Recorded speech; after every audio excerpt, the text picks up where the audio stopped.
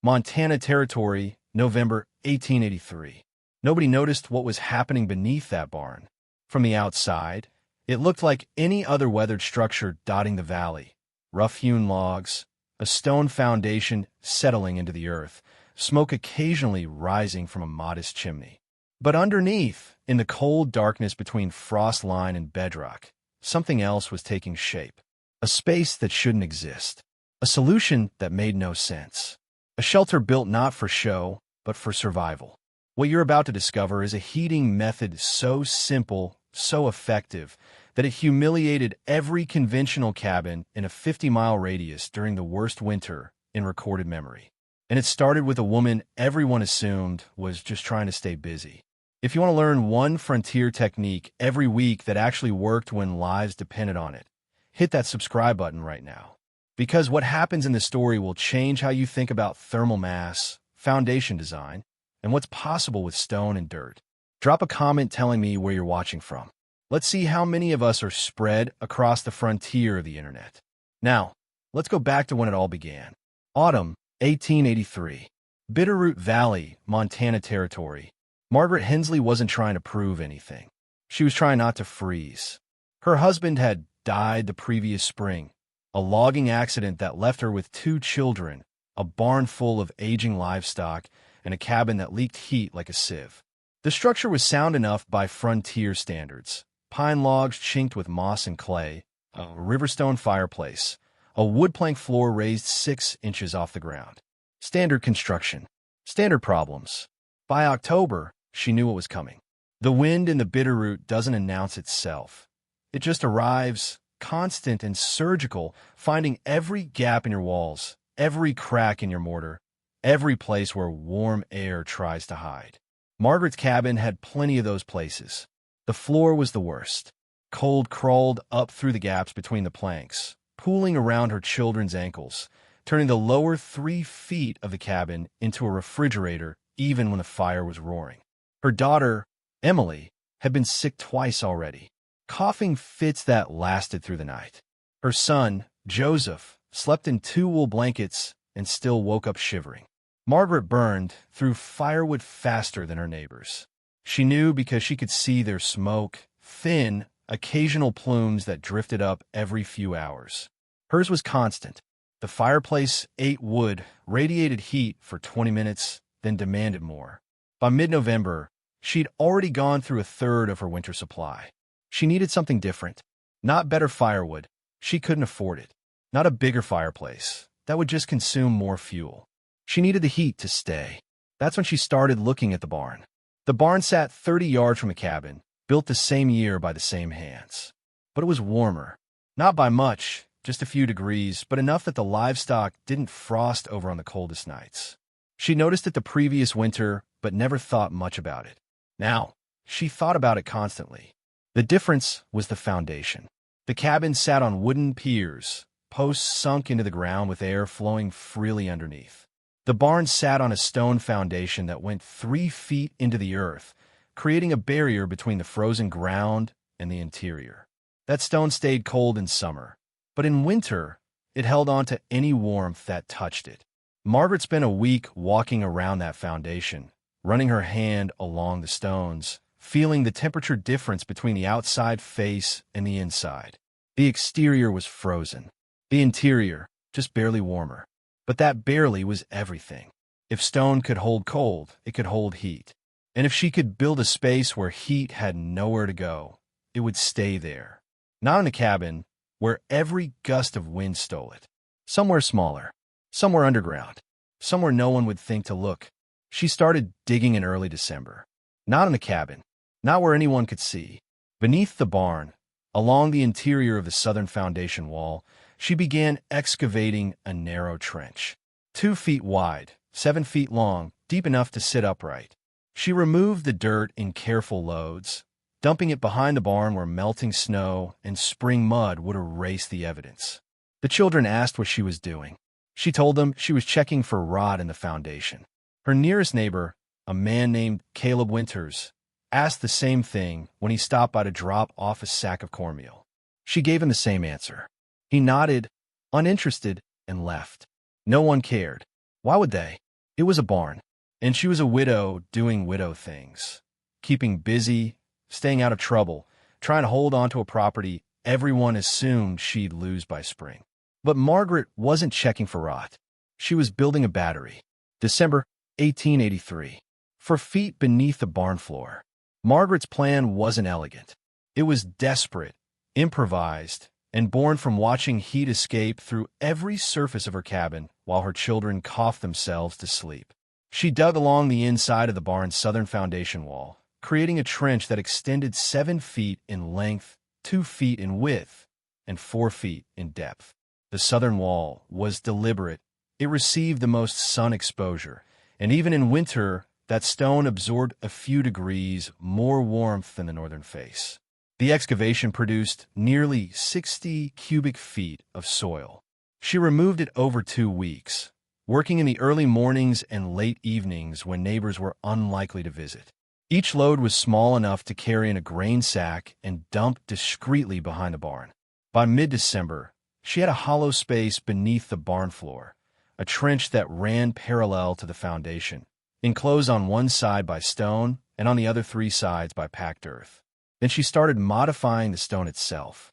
Using a flat iron bar and a small sledge, she carefully loosened and removed 5 stones from the interior face of the foundation wall, the side facing the trench. These weren't structural stones. They were part of the inner layer, set behind the primary load-bearing stones. She didn't remove them entirely. She created pockets, small recesses in the wall, where heated stones could be placed directly against the foundation's thermal mass. The logic was simple. Stone is a terrible insulator, but an excellent capacitor. It absorbs heat slowly and releases it even more slowly. If she could heat stones in her cabin's fireplace, carry them to the trench, and place them against the foundation wall, that wall would absorb the heat and hold it. And if she sealed the trench, creating a small, insulated chamber, that heat would have nowhere to go. She lined the trench floor with flat stones salvaged from the creek bed, thermal mass on the bottom to prevent heat loss into the cold earth below. She used the excavated soil to pack and insulate the non-stone walls of the trench, tamping it tight to eliminate air gaps. Then she built a low ceiling using split logs laid across the trench opening, covered with a layer of wool sacks, then another layer of soil, and finally the original barn floorboards, replaced exactly as they'd been. From above, nothing looked different. The barn floor was intact.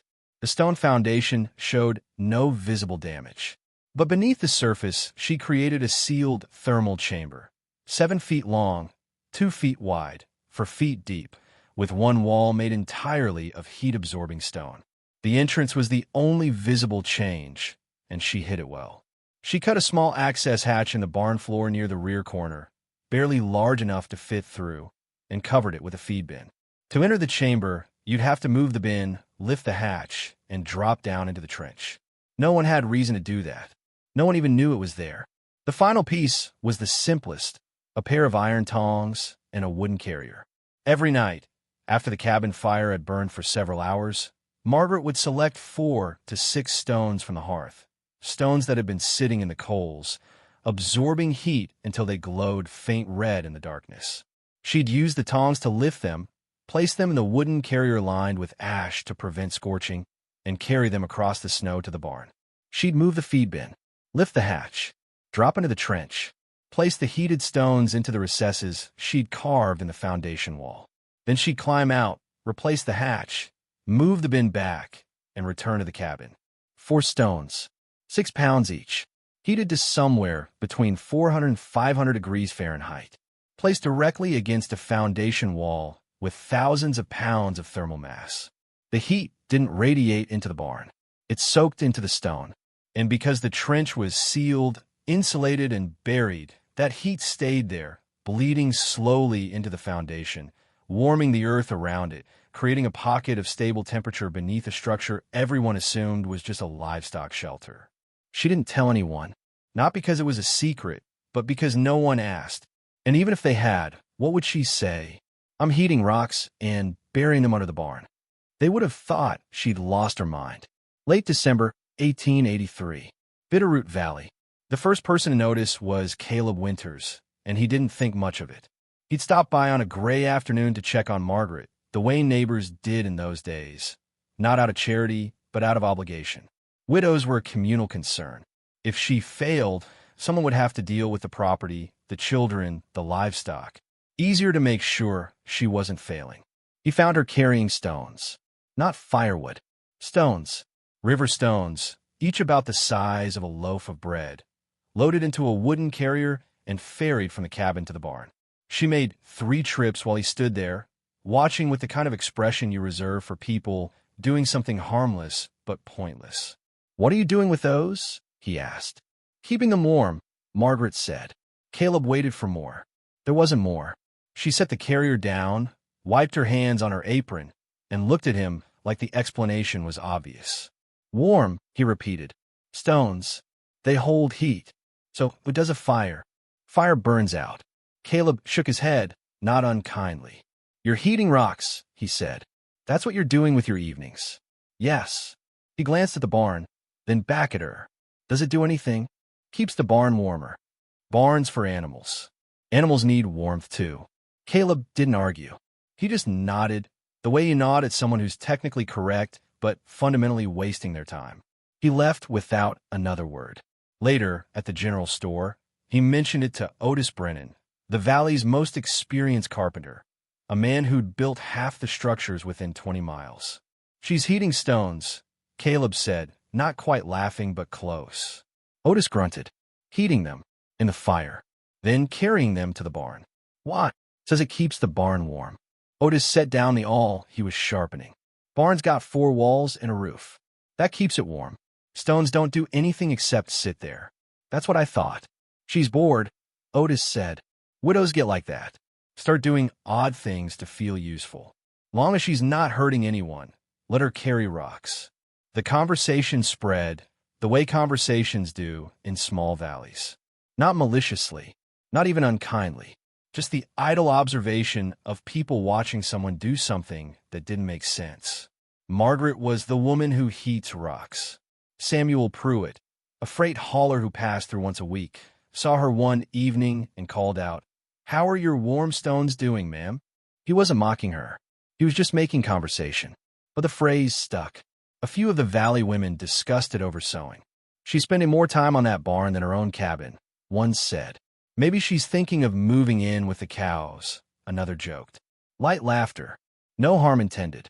Just the quiet judgment of a community watching someone operate outside the norm. Even her children asked about it. "Why do you keep taking the stones out there, Mama?" Joseph asked one night.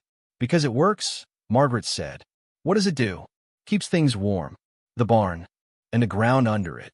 Joseph frowned, trying to understand. "But we're in the cabin." "For now," Margaret said. She didn't explain further. How could she? She wasn't entirely sure herself what she was building toward. She just knew the stone was holding heat. She could feel it when she dropped into the trench. The air down there was warmer than the air in her cabin, even though no fire burned in the barn. The foundation wall radiated a low, steady warmth, like a stove that never quite cooled down. But to everyone else, it was just a woman doing something strange. Not dangerous, not impressive, just odd. And when the temperature dropped and the wind started coming in from the north, no one thought about Margaret Hensley's warm rocks. They were too busy worrying about their own firewood.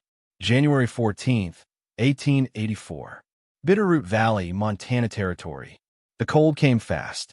It started on a Thursday evening, clear sky, no wind, temperature steady around 18 degrees Fahrenheit. Normal winter. By Friday morning, it was 6 degrees Fahrenheit. By noon, -2 degrees Fahrenheit. The wind followed, cutting down from the northern ridges like a blade, turning the valley into a wind tunnel. By Saturday, it was -12 degrees Fahrenheit. And it stayed there. This wasn't snow globe cold, the kind that looks pretty and manageable. This was the kind of cold that finds you. It slips through the walls you thought were solid. It crawls under doors. It turns window glass into sheets of frost so thick you can't see through them. It makes your breath hang in the air inside your house. People burned through firewood at twice their normal rate. Fires that usually lasted 4 hours needed tending every 90 minutes. Cabins that felt warm at night woke up freezing by dawn. Children slept in their coats. Adults slept in shifts, one person awake to feed the fire. And then the wind picked up. It wasn't the cold that broke people. It was the combination. Wind and cold together meant you couldn't keep heat inside. Every gust stole it. You'd stoke the fire, feel warmth for 10 minutes, and then watch it vanish as the wind hammered the walls. Gaps in the chinking became wind tunnels. Floors became ice rinks. Cabins that were supposed to be shelters started feeling like traps. On the third day, Caleb Winters ran out of dry firewood. He'd stacked his supply outside, under a lean-to, thinking it was protected. It wasn't.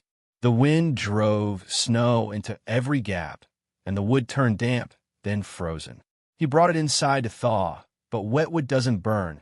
It smolders, fills the room with smoke, produces almost no heat. He tried to split green wood from the pile out back, but frozen timber splits like stone. Slowly, painfully, not nearly fast enough. By Sunday night, his cabin was 41 degrees Fahrenheit inside. He wasn't alone. Otis Brennan's chimney started drafting backward, cold air pouring down instead of smoke rising up. He spent 2 hours trying to clear it in the dark while his family huddled under blankets. The Hendersons, a mile south, had 3 children under the age of 6. They moved everyone into one room, sealed the door with blankets, and burned furniture to keep the temperature above freezing. On Monday morning, Caleb walked over to check on Margaret. He expected to find her in bad shape. Worse than him, probably.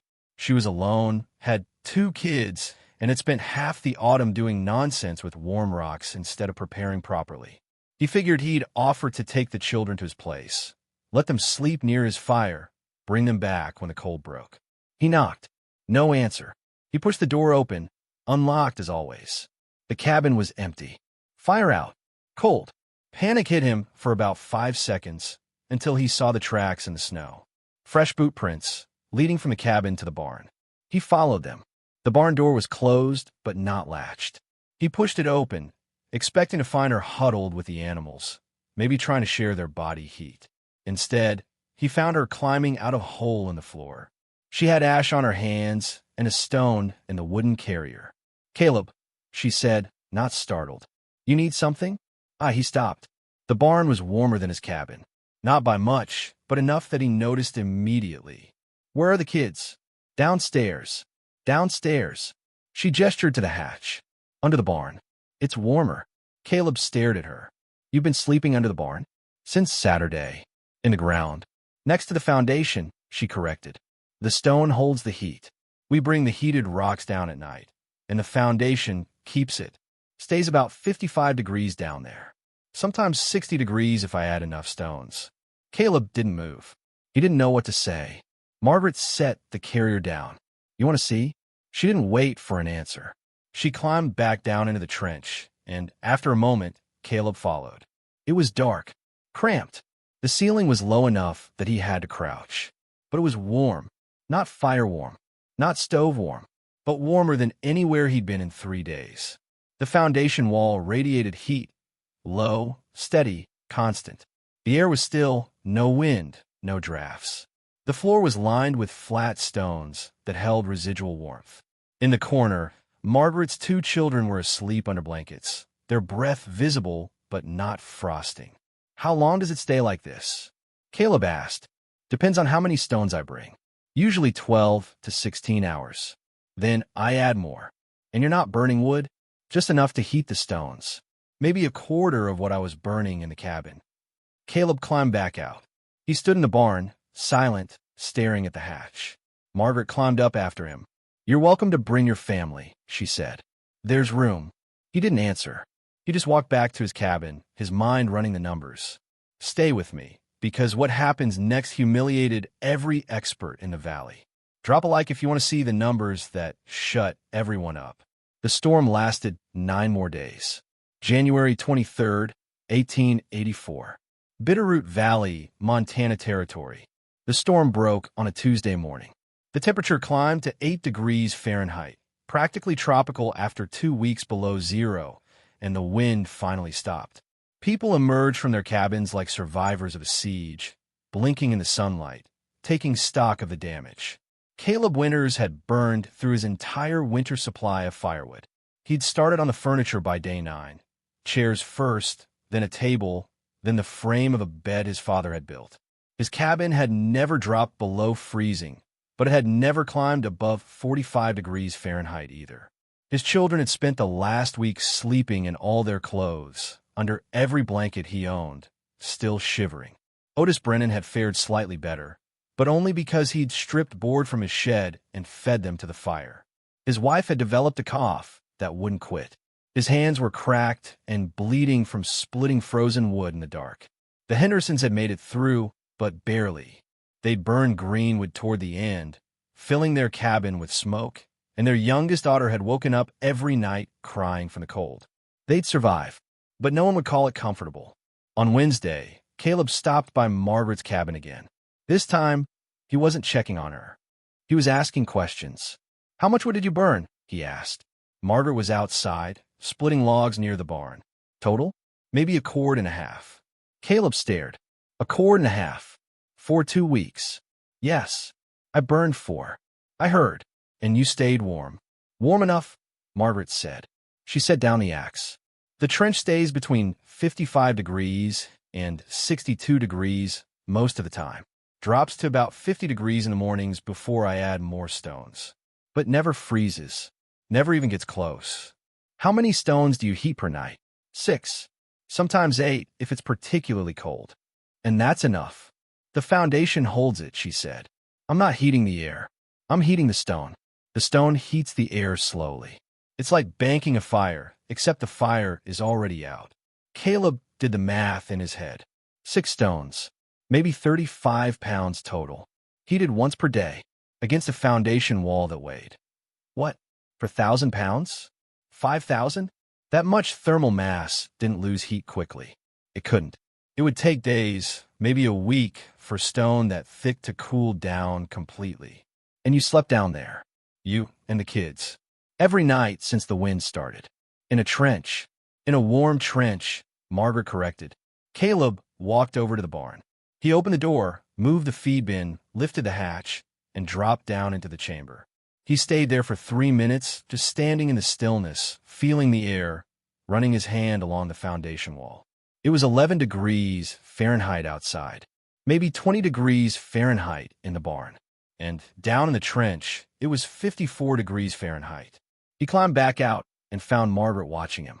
"I need to borrow your tongs," he said. By Thursday, Caleb had started heating stones in his own fireplace. He didn't have a trench. He didn't have time to dig one.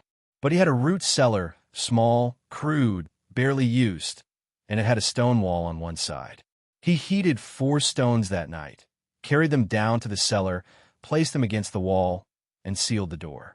The next morning, the cellar was 49 degrees Fahrenheit. His cabin was 32 degrees Fahrenheit. He dug a sleeping platform in the cellar that afternoon. By the end of the week, Otis Brennan had heard about it. He didn't believe it at first.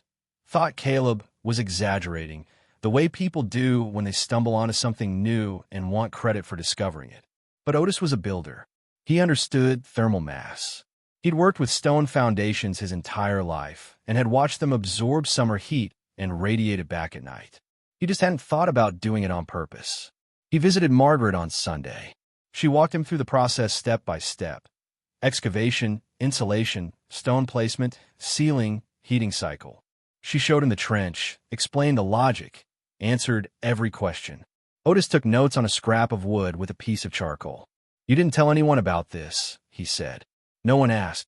You could have saved people a lot of trouble." Margaret shrugged. "I didn't know it would work until it worked. And by the time I knew, everyone was already dealing with the storm." Otis stood in the barn, staring at the hatch. "This isn't complicated," he said, almost to himself. "It's just stone and dirt. Anyone could do this." "Yes," Margaret said, "but nobody did. Nobody had to." "They do now," Otis said. He spent the next 2 months telling people, not as gossip, as education. He explained the concept to anyone who'd listen. Thermal mass, insulation, radiant heat, heat retention. He drew diagrams in the dirt outside the general store. He helped 3 families dig their own trenches before spring arrived. By March, 11 households in the valley had some version of Margaret's system. Some dug beneath their barns. Others excavated along the interior of their cabin foundations. A few built standalone root cellars with stone walls specifically designed to hold heated rocks. The modifications varied, but the principle stayed the same. Heat the stone, seal the space, let the mass do the work. And the results were impossible to argue with. During the next cold snap in February, 5 days of sub-zero temperatures, the families using heated stone trenches burned an average of 40% less firewood than their neighbors. Their living spaces stayed between 50 degrees Fahrenheit and 58 degrees Fahrenheit without constant fire tending. No one froze. No one burned furniture. No one woke up to ice on the inside of their windows. The measurements weren't scientific. No one had thermometers accurate enough to track hour-by-hour changes. But the differences were obvious. You could feel it the moment you stepped into one of those spaces. Still air, steady warmth, no drafts, no wind stealing the heat the moment you generated it. Caleb Winters ran a rough comparison at the end of winter. His family had used approximately 60% of the firewood they'd burned the previous year. The trench system wasn't perfect. It required daily work, careful fire management, and a willingness to sleep somewhere unconventional. But it worked. Margaret Hensley had burned a cord and a half during the worst 2 weeks of winter. Caleb had burned 4 cords during the same period the year before. That wasn't luck. That wasn't coincidence. That was engineering. Simple, unglamorous, built from river stones and dirt and desperation. But it worked. Spring 1885. Bitterroot Valley, Montana Territory. By the time the snow melted, no one called it Margaret's Trench anymore. It was just the heated stone method, or the foundation trick, or, among the families who'd adopted it, how we get through winter now. The spread wasn't dramatic. There were no announcements, no formal demonstrations, no community meetings where Margaret stood up and explained her process. It happened quietly, the way useful information always spreads in small communities through observation, conversation, and necessity. Otis Brennan built a version for the widow 2 valleys over. She told her brother. He told his neighbor. A freighter passing through saw one of the trenches and asked about it. 3 months later, a similar system appeared in a homestead 40 miles south. Not everyone adopted it. Some people didn't have stone foundations. Others didn't want to dig. A few thought it was too much work for uncertain gain. But the ones who tried it kept using it. And the ones who kept using it refined it. Caleb Winters started experimenting with stone size. He found that larger stones, 15 to 20 pounds each, held heat longer than the smaller river stones Margaret had been using. They were harder to carry, but they required fewer trips.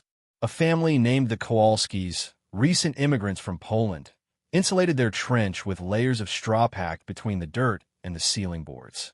It added maybe 3 degrees to 5 degrees Fahrenheit of retention. Not huge, but noticeable over a full night. Margaret herself made adjustments.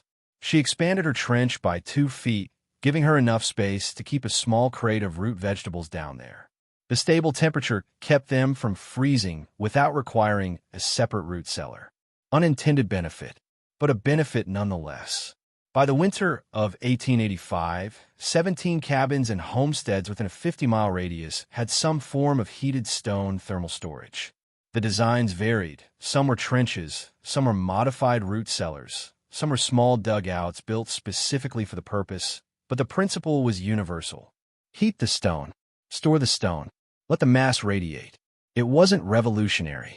It didn't overturn conventional building practices. Most people still heated their cabins the traditional way, with fires and stoves and constant wood consumption. But for the families on the edge, widows, new settlers, anyone without endless access to firewood, it became standard practice. The strange part was how quickly people forgot it had ever been strange. By 1886, when a new family moved into the valley and asked about the trenches, the explanation was matter of fact. You heat stones in the fire, carry them to the foundation, let the wall hold the warmth. Keeps the cold out. Saves wood. Everyone does it. No one mentioned Margaret unless directly asked. And even then, the response was casual. Oh yeah, she figured it out a few years back. Smart woman. Not a pioneer, not a genius, just someone who'd solved the problem and moved on. Margaret didn't mind. She hadn't built the trench for recognition. She'd built it because her children were cold and she didn't have enough firewood. The fact that it worked, and kept working year after year, was enough. She still used it every winter. Even after she remarried in 1887, even after her new husband built an addition onto the cabin with a proper fireplace and insulated walls, she kept the trench operational. Old habits, and good ones.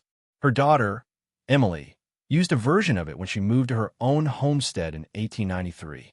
Her son, Joseph, built one into the foundation of his barn when he settled in Idaho. The technique didn't spread like wildfire. It didn't need to. It spread like common sense. Because that's what it was. Not ancient wisdom, not frontier magic, just physics applied correctly by someone who didn't have the luxury of wasting heat. Stone absorbs warmth. Stone releases warmth slowly. If you put stone underground, insulate it, and heat it consistently, it will hold that heat longer than any fire, longer than any stove, longer than anything that relies on constant fuel. The frontier didn't reward innovation for its own sake. It rewarded things that worked. And this worked. Margaret Hensley died in 1911 at the age of 68 in the same valley where she dug that first trench.